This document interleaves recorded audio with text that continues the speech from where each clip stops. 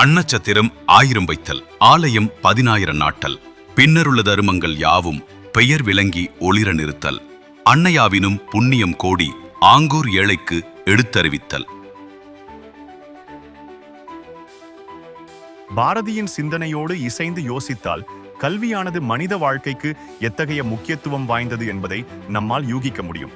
கற்றோருக்கு சென்ற இடமெல்லாம் சிறப்பு, கற்றாரை கற்றாரே காமுறுவர் என்றெல்லாம் படித்திருக்கிறோம், கேட்டிருக்கிறோம்.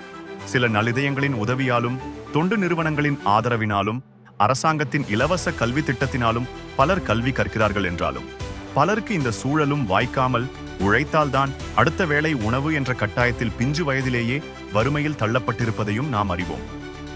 இருப்பினும் கல்வி என்பது பள்ளி, ஆசிரியர் மற்றும் மாணவர் சார்ந்த விஷயமாக மட்டுமல்லாமல் ஒட்டுமொத்த சமூக சூழலே அந்த சமூகத்தின் கல்வி நிலையை தீர்மானிக்கிறது என்றால் அது மிக இல்லை. அத்தகைய சமூகத்தினரை பொருளாதாரத்தில் பின்தங்கிய மாணவ மணிகளை கண்டெடுத்து அதற்காக தொடங்கிய பயணம் இன்று கோயமுத்தூர் மாவட்டம் ஆனைக்கட்டியிலுள்ள பனப்பள்ளி மலை கிராமத்தில் தனது முதல் அடியை வைத்திருக்கிறது. 20க்கும் மேற்பட்ட மலைவாழ் மக்களின் பிள்ளைகள் படிக்கும் இந்த பள்ளியில் பயில்விக்கும் ஆசிரியர்களும் கூட மிகுந்த சிரமத்தினூடே தங்களுடைய கடமைகளை ஒரு சேவையாகவே இன்று வரை செய்து வருகிறார்கள். இலவசமாக பயிற்சி வகுப்பினை நடத்தி வரும் தன்னார்வலர்களின் சேவையும் பாராட்டுதலுக்குரியது.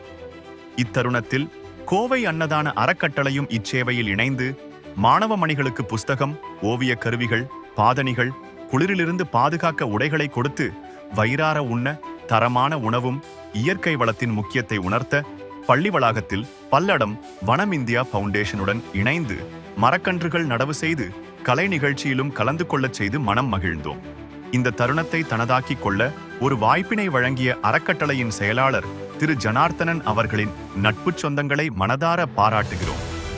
இச்சேவையை ஊக்கம் குறையாமல் சிறப்பிக்கச் செய்த அறக்கட்டளையின் அனைத்து நிர்வாகிகளுக்கும் உறுப்பினர்களுக்கும் மனமார்ந்த நன்றிகள்.